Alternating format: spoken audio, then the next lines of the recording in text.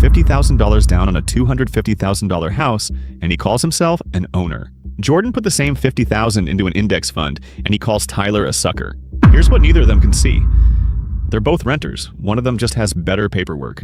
And there's a third man on the street who figured out the only move that actually matters, which is not paying rent at all, but choosing who does. Today, we run the actual math. Stop. Before you pick a side, understand that the entire rent versus buy debate is built on a fake category. The internet splits the world into owners and renters, then argues about which team wins. But that split doesn't survive contact with a mortgage statement. Almost nobody owns a home in America. They own a slice of one, and they rent the rest. Once you see whose rent buys something and whose rent evaporates, this whole argument flips. We're counting every dollar in and every dollar out on both men for 20 years. On this channel, we run the actual math. By the end of this video, you'll know which of these two men paid more rent over 20 years, why the answer would shock both of them, and the move that turns your biggest bill into somebody else's problem.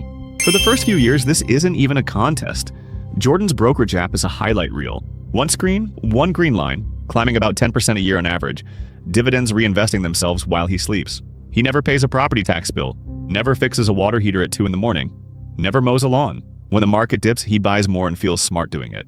By year 20, his $50,000 has grown to roughly $336,000. He screenshots it. Every finance headline on the internet backs him up. Stocks beat real estate. The long-run data says so. And Jordan has one more line he loves to say at parties. At least I'm not throwing money away on a mortgage. On paper, Jordan is the obvious winner. But Jordan is a renter, and his rent has a property nobody warned him about. It never dies and it never shrinks. He starts at $1,500 a month, and rent climbs about 3% a year the way rent does. By year 20, that same apartment cost him over $2,600 a month. Add it up, and Jordan handed his landlord roughly $484,000 over 2 decades. Not $1 of it bought him a thing. It's a subscription with no cancel button, and the price only moves in one direction. Then comes the exit fee. The day Jordan sells, long-term capital gains tax takes roughly 15% of his gains under current law, and his $336,000 becomes roughly $293,000. His portfolio never had to beat Tyler's house. It had to beat Tyler's house plus $500,000 of rent that never stopped growing. It didn't come close. Now, before the homeowners in the comments start celebrating, hold on, because Tyler doesn't escape this either. And if you've ever gone back and forth on this exact decision, the confusion is not a you problem. Both of these men bought a pitch that was engineered to be believed. Tyler was sold the American dream by an industry that earns a commission every time someone believes it. Jordan was sold set it and forget it by an industry that earns fees on every dollar that stays parked in the market. Both pitches hide the same word: rent.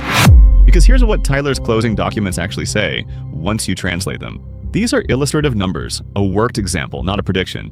Tyler did not buy a house, he bought 20% of one.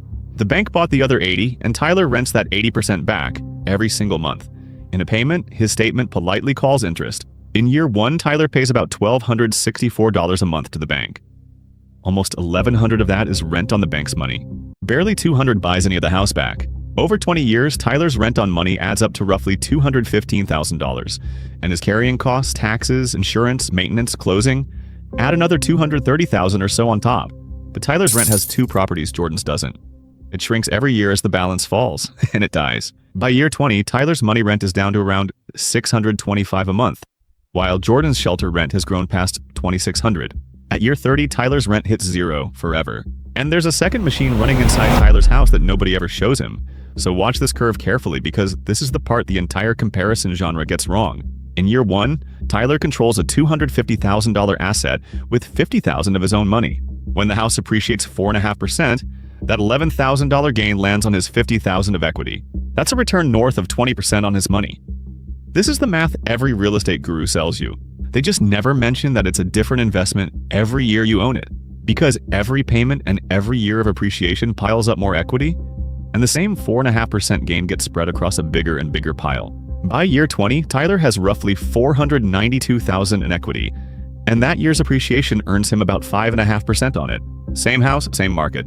The rocket he was sold in year 1 has quietly become a savings account with a lawn, holding $500,000 in one roof, in one zip code, earning half of what Jordan's boring index fund earns. The system sells you the year 1 math and lets you live the year 20 math.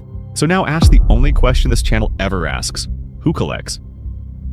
Jordan's landlord collected $484,000 whether the market soared or crashed. Tyler's bank collected $215,000 in rent on money whether the house went up or not, plus the realtor's $36,000 at the exit. plus the county, the insurer, and the contractors. Paid in full every year, regardless of outcome. And notice something about the wealthy because they behave nothing like this debate. They don't pay off houses and let $500,000 sit still at 5%. When their leverage decays, they reborrow against the equity and put it back to work, renting money on purpose at scale, because they understand the thing Tyler was never taught. This argument never dies on the internet because two industries fund both sides of it, and neither side profits from you learning the word that connects them. To be fair, both sides have a real case, and pretending otherwise would make us as dishonest as the marketing. The honest case for the house starts with a payment you've never seen. Economists call it imputed rent. The moment Tyler bought, his house started paying him a dividend equal to the rent he stopped writing checks for, $1,500 a month and growing every month for 20 years.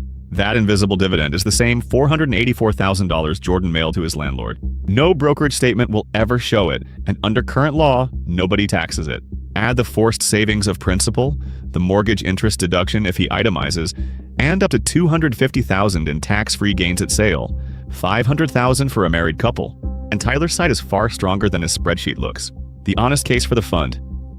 Jordan can turn his money into cash in 2 days, not 2 months. He owns a slice of 500 companies instead of one roof and one zip code. His exit is a click, not a commission. And his 10% never decays the way Tyler's return on equity does. And the version of Jordan who invested his rent savings every single month would have a real argument. The catch is that almost nobody actually does it. Money that doesn't get saved automatically gets spent. All right, let's check the scoreboard. $50,000, 20 years, 3 men, 3 rent bills. First, the year 1 snapshot, because year 1 is where the lie gets planted. After 12 months, Jordan's app shows a gain of about $5,000, while Tyler has spent about $30,000 in cash to gain about $13,000 in equity. Jordan looks like a genius, and this early snapshot is the one everybody argues from. Now the 20-year picture, told the honest way, by rent. Jordan's rent went to a landlord, $484,000 that bought nothing, growing every year, alive forever. He ends with roughly $293,000 after tax. Tyler's rent went to a bank, $215,000, shrinking every year, dead at year 30. It bought his way out. He ends with roughly $455,000 after selling costs. And then there's Marcus, who paid the least rent of anyone because he made a stranger pay it. Marcus bought the exact same $250,000 house as Tyler, on the exact same mortgage, on the same street. One difference. Marcus rented out a spare room for $700 a month, which covered most of his rent on money. And every month he sent that $700 straight into the same index fund Jordan used. His tenant paid his rent, and his rent bought his house. Same house, same fund, one decision. 20 years later, Marcus holds Tyler's $455,000 in equity, plus a portfolio worth roughly $477,000 after tax. Call it $930,000. Marcus never picked a team, because he understood there are no teams. There's only rent, and which side of it you're on. So write this down, because it applies to every version of this argument, every market, every decade. You never stop paying rent. You only choose who collects it, whether it shrinks or grows, and whether the payments buy your way out. Judge every housing decision you ever make by those 3 questions, and you will never lose this argument again. Here's the playbook if you're standing at this fork. 1. Find your real rent. If you rent, that's easy. If you have a mortgage, look at last month's statement and find the interest line. That number is your rent, and your goal in life is to shrink it. 2. Before you buy, price the whole machine. Principal, interest, taxes, insurance, 1% a year for maintenance, and 6% to get back out. If the full number scares you, better now than at the closing table. 3. If you buy, put your rent on somebody else. A spare room, a basement unit, a duplex. Even a few hundred a month flips the entire equation, and Marcus is the proof. 4. Watch your leverage decay. If you've owned for 10 or 15 years, run the year 20 math on your own equity, because you may be holding a savings account that thinks it's a rocket. 5. Whichever side you choose, automate the gap.